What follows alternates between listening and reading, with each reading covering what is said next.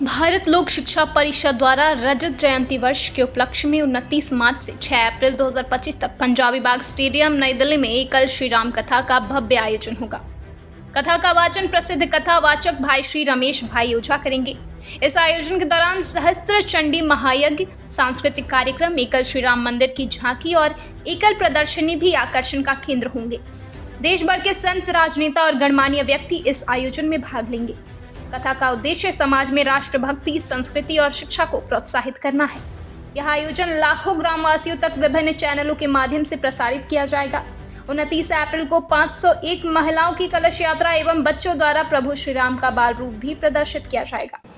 एकल अभियान 1988 में प्रारंभ होकर आज 1 लाख से अधिक विद्यालयों के माध्यम से 30 लाख बच्चों को शिक्षा प्रदान कर रहा है। यह अभियान समाज के सहयोग से चलता है और ग्रामीण क्षेत्रों में समग्र विकास को बढ़ावा देता है। 2017 में प्रधानमंत्री नरेंद्र मोदी की उपस्थिति में एकल अभियान को राष्ट्रपति रामनाथ कोविंद द्वारा प्रतिष्ठित गांधी शांति पुरस्कार प्रदान किया गया था। की सेवा करते हैं तो वो ईश्वर की सेवा कहलाती है। तो इसलिए हम लोगों को ये जितने भी नगर संगठन से जुड़े हुए लोग हैं वो सब ईश्वर को मानते हुए कि भगवान जो है वो गरीब और आदिवासी क्षेत्रों में, ग्रामीण क्षेत्रों में उनके अंदर वास करता है, तो उसी की सच्ची पूजा ईश्वर की पूजा है। इसीलिए इस राम कथा का आयोजन किया गया। क्या क्या तैयारियां सर की गई हैं? इसके लिए तैयारियां बहुत जोर शोरों से ये की गई हैं कि ताकि शहर के लोग, नगर के लोग, क्योंकि क्या है, पैसा जो आता है वो नगर के लोगों के द्वारा ही आता है और वो जितना ज़्यादा आएगा, पूरे देश के अंदर 6 लाख गांव हैं और अभी हमारी जो पहुंच है वो रीच जो है हमारी 1 लाख गांव तक है। हम ये चाहते हैं अगले 3 साल के जगह क्या कहेंगे?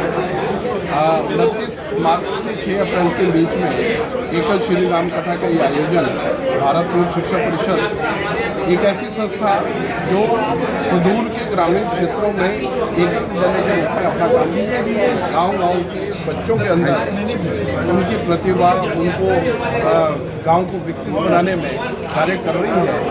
वहाँ चौमुखी विकास कैसे बढ़े, इसके लिए एक अनूठा प्रयास भारत लोक शिक्षा परिषद का है, जिसमें गांव और शहर के बीच का एक सेतु के रूप में भारत लोक शिक्षा परिषद एकल जो है ये ऐसी क्रांति है जो देश को नगर को गांव से जोड़ती है, ऐसे क्षेत्र से जोड़ती है, जैसे वनवासी क्षेत्र है, गिरिवासी क्षेत्र है, पहाड़ी क्षेत्र है, बॉर्डर के क्षेत्र है, माओवादी क्षेत्र है, नक्सलवादी क्षेत्र है, उनसे सबसे जोड़ती है। एकल जो है एक जोड़ने का काम कर रही है, संस्कार बनाने का काम कर रही है, स्किल डेवलपमेंट का काम कर रही है। पंचमुखी शिक्षा है ये, तो पंचमुखी शिक्षा में हम पहला शिक्षा, संस्कार, जागरण,